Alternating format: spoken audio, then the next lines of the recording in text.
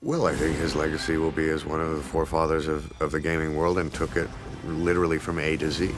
I mean, I don't think it can be understated what Metal Gear's done for pop culture, for gaming. Metal Gear really took these really difficult concepts and kind of made them easy to digest in a fun video game. I'm eternally grateful for the opportunity to have been a part of the Metal Gear Solid series. What I expect from Kojima is to have a vision and to do whatever it takes to deliver on that vision. This franchise has informed so much about not only the kind of game that we make, but the way that we make a game.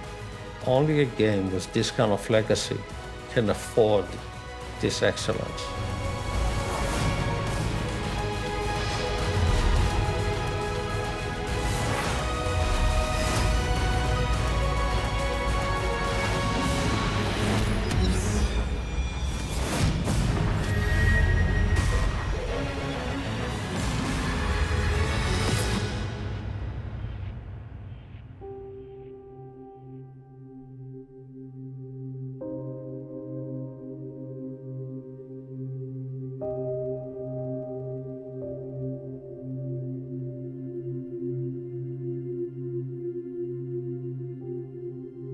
Mr. Kojima kind of arrives, the first time I met him, he arrives almost much farther ahead of his physical presence.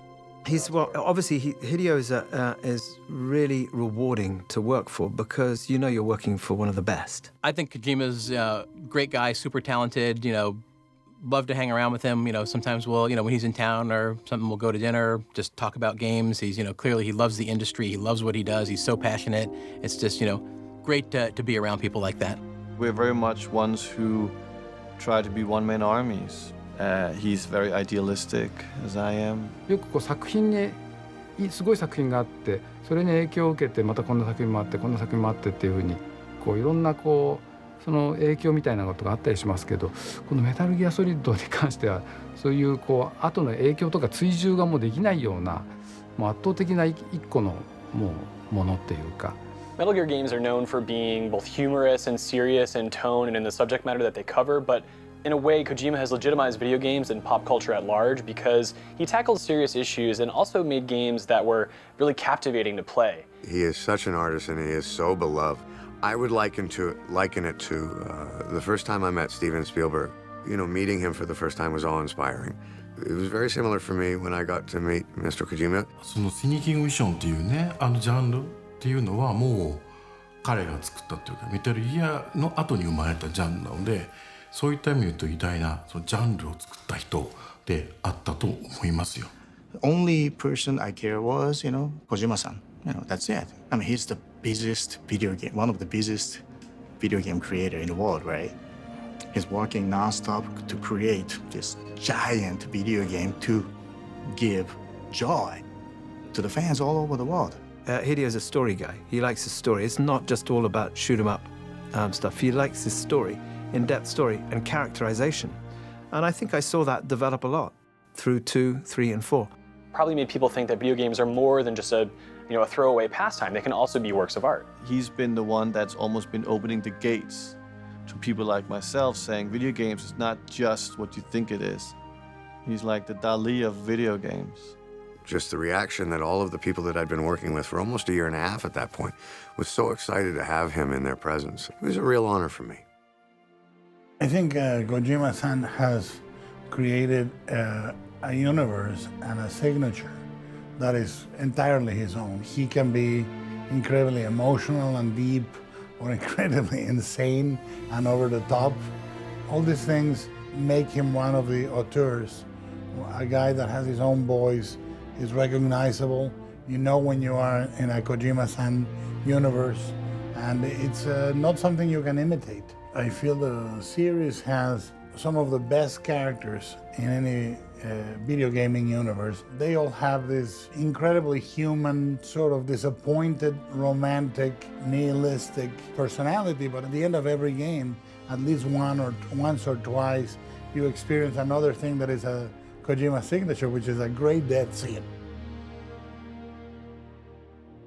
One of the most memorable moments in Metal Gear Solid 4, where Snake is crawling and is dying, and at the same time you have this sort of cinematic moment above him where you are combining the gameplay and a sort of a free flow reflection about life and characters that were significant to you, and it was really a very poignant, very expressive, almost poetic moment that I think at that point and after that in many ways you haven't seen in a video game.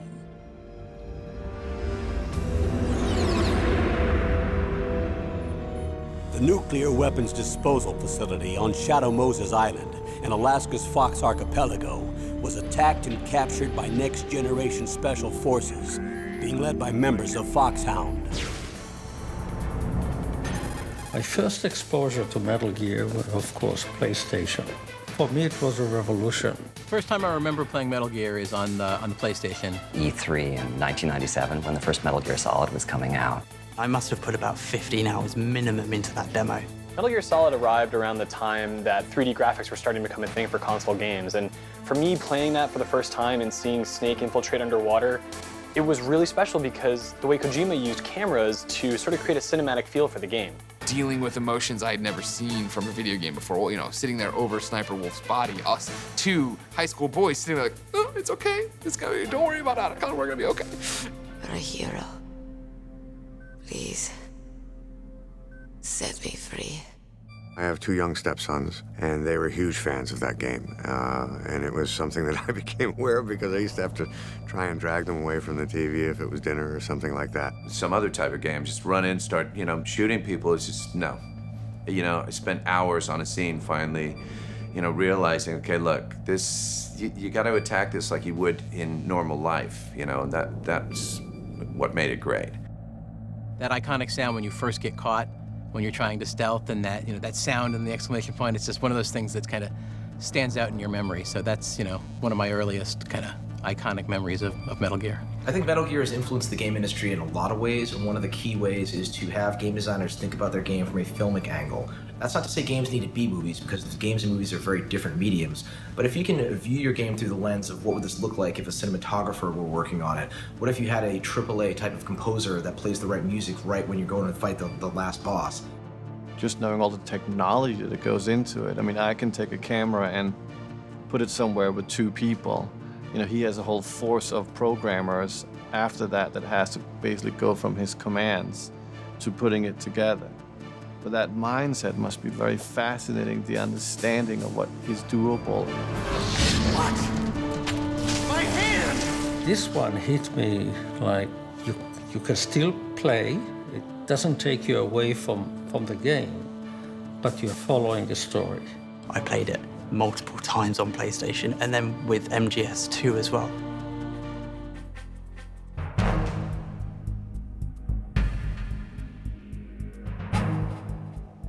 わーっと拍手が起きて、でその時終わってみんなふっと立ち上がっていなくなった時に道がちゃんとあったんですよね。One day, a package arrived in my studio. I was busy trying to be a film composer. It was early days for me. The CD had on it examples of my music from The Replacement Killers, and actually music I'd contributed to Armageddon, Enemy of the State, a few action films. And the letter simply said, "This is how I want my game to sound. Are you interested?" And you know what? Flattery will get you everywhere. Yes, was the answer.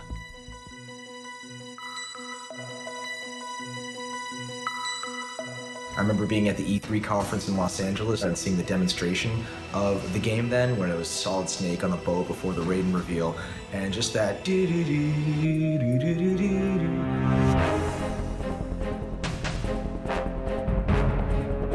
It is still, in my opinion, one of the top 3 video game scores of all time.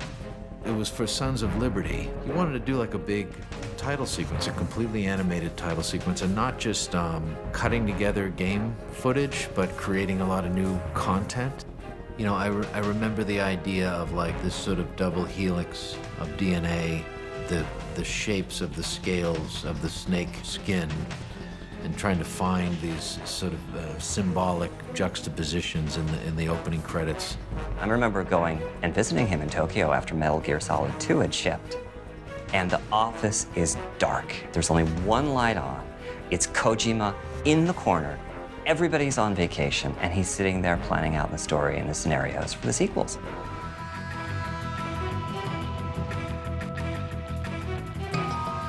Metal Gear has a crazy story, and every time there's a new game, I have to come back to find out what's happened. Every game jumps around maybe 10, 15 years, and it's always a chunk of time you're missing. So when a game comes back and is sort of talking about that missing part of the timeline, it's impossible for me to resist. If Hideo, as he asked you to do Metal Gear Solid 3, because we hear there's gonna be one. So, you know, we did this thing on an oil tanker, we did this Metal Gear Solid 2 thing, and, you know, go set it in the jungle or something, I might consider it. Hey, he set it in a jungle.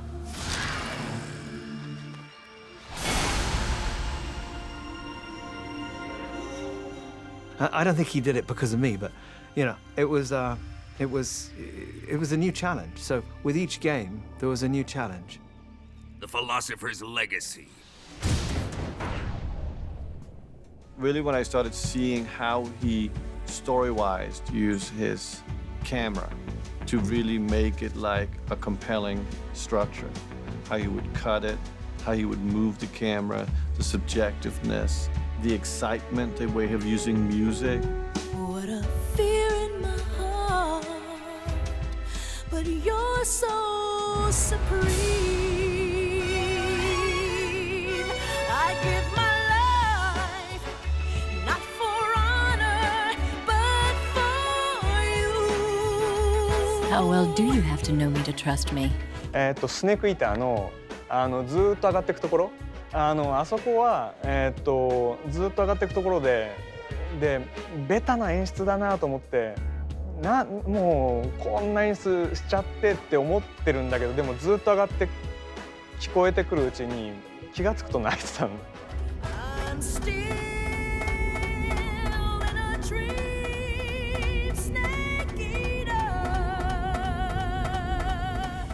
But I don't know why, but I was crying.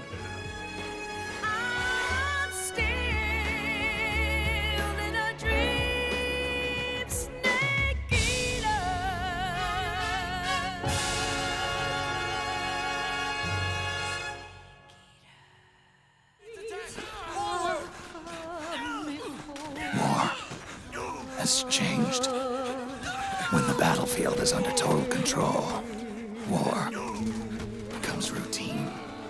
I feel that Metal Gear's impact on pop culture has been a very impactful one from the fact that it's introduced kind of the idea of American and Western globalization and kind of military-industrial complex to an entire generation of gamers and those who are friends with those gamers. I mean, we never really thought about private military contractors or the future of what could happen with soldiers and nanotechnology and augmented soldiers and all of that craziness in there. And Metal Gear really took these really difficult concepts and kind of made them easy to digest in a fun video game.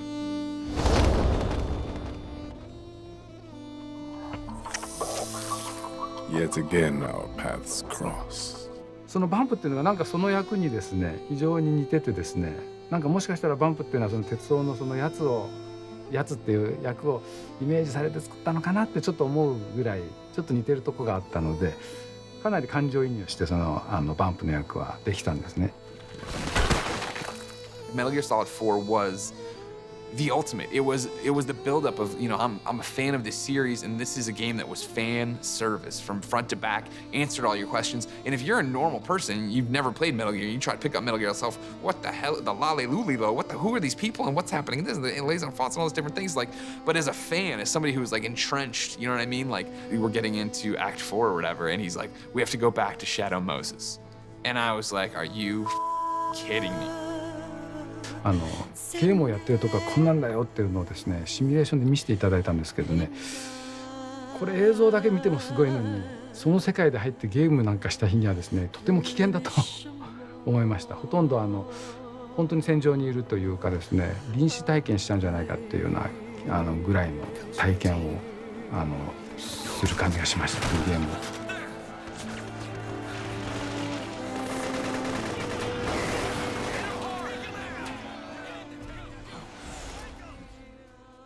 If it becomes a big franchise, you know, big hit series, it's much easier to go the safe highway, right? You don't want to go to the dirt road, and you never know, you know, what's waiting there. So, but Kojima-san seems like he's never afraid of that. And that's big credit as a creator, artist.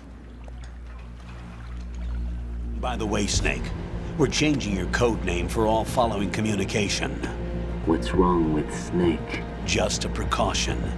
You are now designated Raiden.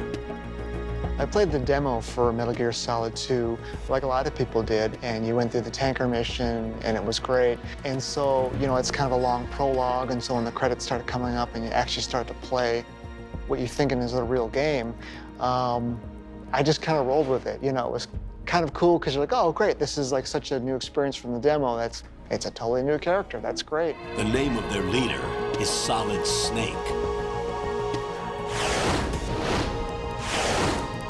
The hero of Shadow Moses? So that's why you changed my code name. It was a huge deal to play as Raiden. Are you kidding me? Because for me, it was like that first like 15 minutes of like, all right, when's the other shoe gonna drop? When am I coming back as Solid Snake? Oh, okay, it's an hour in. When's it gonna happen? 2 hours in, 3 hours, and then you're like, holy crap, this is the game. As cool of a character as Raiden is, to me, it's always been Snake. And it sort of starts to dawn on you that like, wow, this is not going back. You even meet Snake through sort of the alias that he uses. And you kind of realize, okay, I'm not gonna play him. だからライデンっていうのを聞いた時に、ああ、なんでこんな髪の長いやつがとかって思ったんだけど。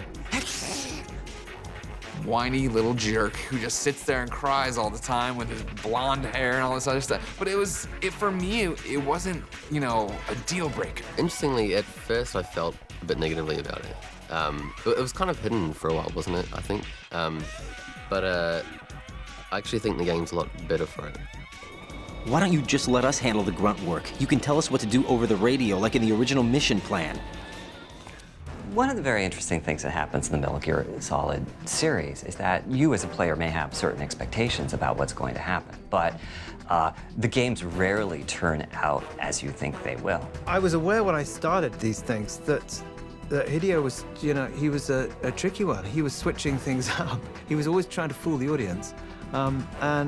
Musically, I had to be careful what I was doing with him and follow his lead. It wasn't so much a kind of like a, oh no, a Snake on it. It was more just sort of like a, how on earth did you kind of keep that secret? You know, it's kind of like, that's the kind of, it's almost like a sort of magic act, you know, the ability to kind of hide something that big. When the tanker ends, then we come in and it's like, why are they redoing the opening of Metal Gear Solid 1 and you rip off the mask and you're not Snake? That was an awesome moment. And then it became, all right, well, why am I this guy? Who is this guy? What's happening? How is the Colonel still here? It's fun when you don't know what's coming.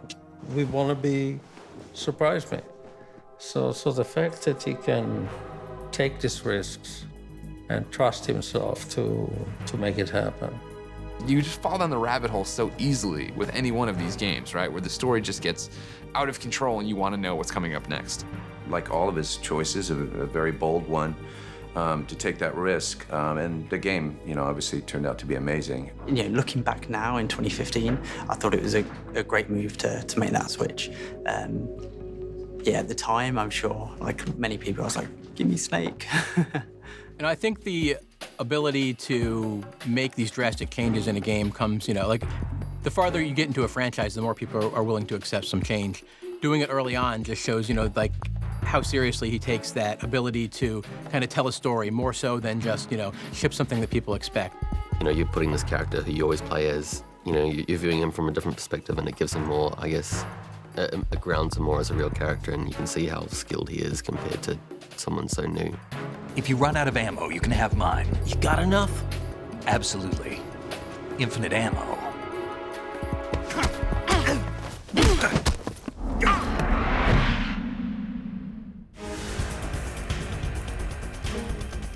The boss scenes were just nuts. It's so tough to pick like a single boss from the series. They all stand out. I want to give shout outs to, I think, Psycho Mantis, obviously. That's the one I guess most people will go to straight away.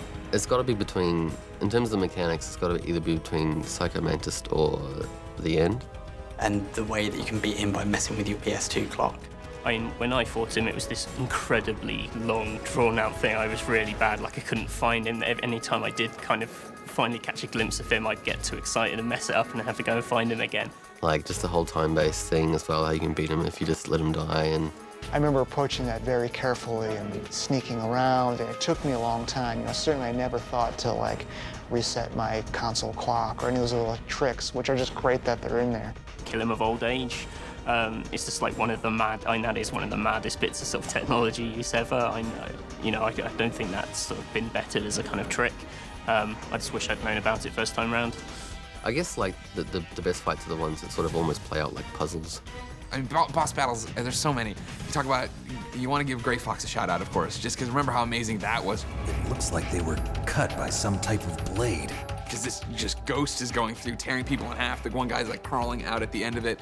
And then you get to that fight with him, and like, that was so terrifying of him popping up over there, and you're trying to figure out how to get him. But then to jump forward and then have Raiden pick up that image, and then have in Metal Gear Solid 4, he gets stomped by Ray or whatever, but then you get to pilot Rex, and it's Rex Ray fight. I was like, holy crap, is this good? It's not over. Not yet. Originally fighting the Rex, something like that, just, that first time you do it, it's just like, so impressive, and then, just kind of blows you away. Snake, your blood will be the first to be spilled by this glorious new weapon.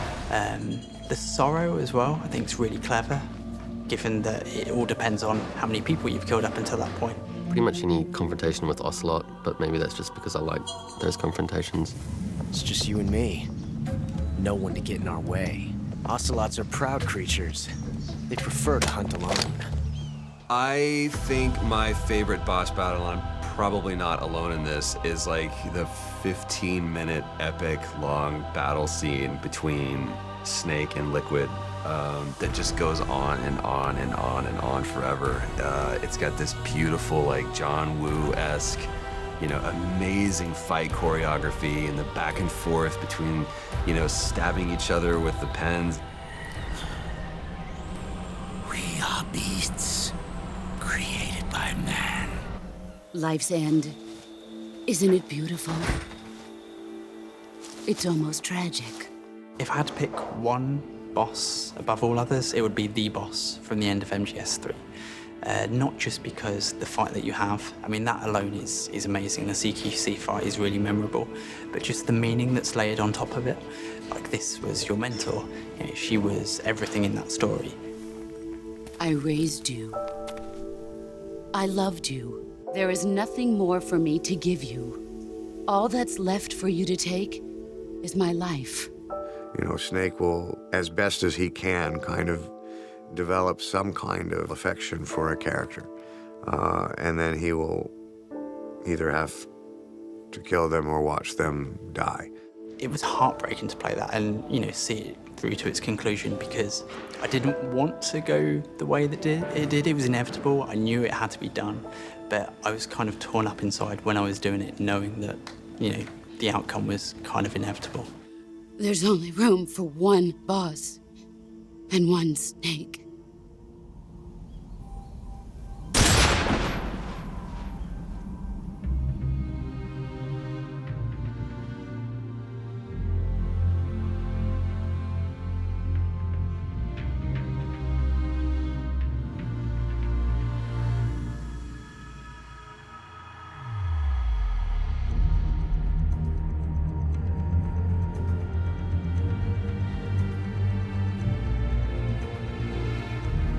We met up here in LA about 7 or 8 months ago, and he took me to his studio here in Los Angeles and kind of introduced me to the future of what he was going to be doing. Hideo is not just an innovator with his gameplay, he's also an innovator in how he markets his games. And I've had a great partnership with him over the years for some of his reveals, like the Phantom Pain. He spent 18 months putting together a fake development studio, Moby Dick Studios, just to toy with the fans for that reveal at the Video Game Awards. When I first saw the trailer for Metal Gear Solid 5, I was just blown away. Well, watching that trailer, I was really struck by the tone of it. Certainly like the sounds that were used, obviously the graphics and stuff. And I can't say that I instantly thought, okay, this is the new Metal Gear game, but that was my suspicion. And obviously when the theories started coming out and stuff, I was definitely on board with a lot of that, which didn't take long. Metal Gear Solid 5 wasn't revealed as Metal Gear Solid 5. It was revealed as The Phantom Pain, which is the subtitle that applies to the major game. We had to find a way to cut the letters in The Phantom Pain, have these little indentations, so that those indentations later on would hold all the characters from Metal Gear type. And we thought we were so tricky. You know, we thought that nobody was gonna figure out that that was the space for the T and that was the space for the P. I went to like all the different forums and I was following all the conspiracy series and watching them like piece together like little hints. Like there's something like in the lettering, there was like the negatives that spelled out like Metal Gear Solid 5. And in like 4 hours, there's all these, you know, hundreds of people on the internet like trying to like line things up. You see this? Diamond Dogs.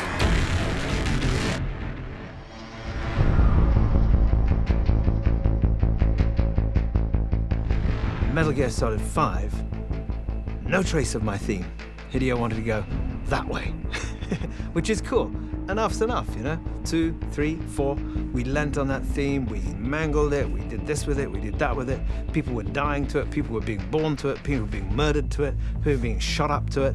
I've produced the music for this new game, but the composer is Justin Burnett, who's a kind of someone who's worked with me, under me, on many of these things, so he knew the ropes anyhow. And it's going to be really super cool. I think the fans are going to be really happy about it. Solo infiltration of the Soviet-made ground forces. Should be the perfect warm-up.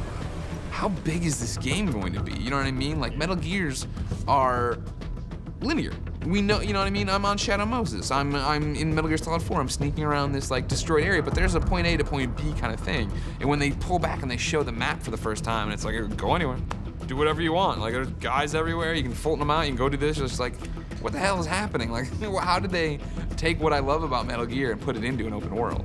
Well, for me, the Phantom Pain and that whole character of Snake is one of the prime examples of using what I come from, which is storytelling from a movie perspective, combined with an interactive perspective. I'd say what brings me back for each new installment of Metal Gear is first off to see how crazy it's going to get, and second off to see how Kojima's going to top himself and how he's going to pick up where he left off, because each game feels like it could be almost its own chapter, like he's wrapping it up, but then there's always another story to tell in the series, it seems. Knowing that his vision is to make this open world, or at least open area, where you can kind of explore more, I know that that's going to be his focus, and he's going to put emphasis on making sure it's good. So I'm 100% bought in. I can't wait. I was more fascinated by his idea that he was actually very consciously forcing you to make choices through the story. All I would say is it's important that people revisit Ground Zeroes again just before the Phantom Pain comes out. They may have played it last year and played it extensively, but I think it's going to be quite key to dive back in the weeks or a month before the final game comes out and really rinse it once more. You know, it's Kojima's last Metal Gear, right? So it's kind of like letting the players loose, sort of thing. When I sat down to play Ground Zeroes, I think the first reaction was just my pride and how much it hurt. You know what I mean? Like, it's not as easy as it was where I could walk somebody through Metal Gear Solid 2 on the phone. Now it's like, you know where those guys are gonna be and what they're doing, but you might make a noise here, you might hit a pot over there, this is gonna happen. Like, you open a door too loud. There's all these little things that it's like, okay, it really is the next level of Metal Gear, and what do I do with that? When you have so many mechanics to play with and you have control over things like a day-night cycle, which can totally impact the way you approach a mission. For me personally, I think for fans it's really exciting, but I think it's also going to impress people who maybe weren't fans of Metal Gear in the past, because it's not so focused on sticking to the tropes and the cliches that Metal Gear is known for. It really breaks out of the box and does something totally new. The small details that he really cares about, which, like myself, that's what makes the big difference. I mean, if you're shooting a movie in a house, you spend a lot of time on curtains because curtains are the last details. For him, it's like, how does the horse eyes blink? It's like things like that which shows dedication. And my God, you can't take away that from anyone.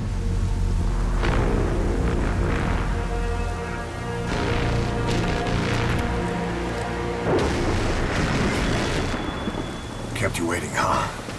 First of all, my hat went off to Kiefer for really throwing his full weight into it and bringing it and submitting himself to the process and understanding who the character was and allowing it to breathe.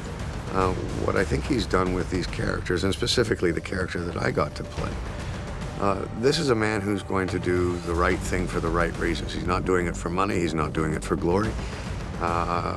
This is a character who has a very strong sense of right and wrong and is going to do things according to that, and he's being confronted with circumstances that are beyond any one man's capability. Now go! Let the legend come back to life. I also freaked out because I got to see basically my face on Ocelot. And for me as an actor, for me as a fan, it was huge. Now I'm playing Miller, and you know, and what a fantastic role to be cast in. Miller has a lot of vulnerable moments in The Phantom Pain, obviously with what's happened to him physically and mentally. Metal Gear Solid 5 is a darker game. It's musically, as I say, it's a departure. I produced the music. Justin Burnett's created some of the music for this. The story turns pretty damn dark. It's gonna be super dark. You know, it's a lot darker. The Phantom Pain, it's kind of scary. You know, it's sort of it's a much darker vision. You're definitely going to see some fun stuff in The Phantom Pain. It's like a movie. It's really like a movie. One of the interesting things about Kojima, which I very much related to, is that we're both very family men. You know, we live very mundane lives with our children and our wives. We don't have a very exciting, everyday spectaculars, but our imagination and fantasies, you know, travel where no man has gone before. I guess the legacy would be like continually subverted people's expectations in a good way. As I've seen Metal Gear Solid 5, people better watch out, because that's going to do something different again. I think Hideo Kojima and Metal Gear have influenced other creators to experiment more and try things that are outside of the box. If creators, you know, chase a vision that they really believe in, that will resonate with fans and it'll be evident in the final product. Well, I mean, a lot of people think of Kojima as the Metal Gear Solid guy, but in fact, he's a lot broader than that. もうこのメタルギアソリッドそのものが一つのもう文化というか、でっかい塊で影響することさえも許されないような、まあ圧倒的な塊って感じがするんですけどね。ですからもうそれ一つがもう一つの大きな世界で、みんなそれにびっくりしてるというもうキングダム状態かなっていう気がしますけどね。The body of Metal Gear work, the art of Metal Gear is very impressive to me, and what Hideo Kojima has dedicated his life to. It's kind of a noble thing.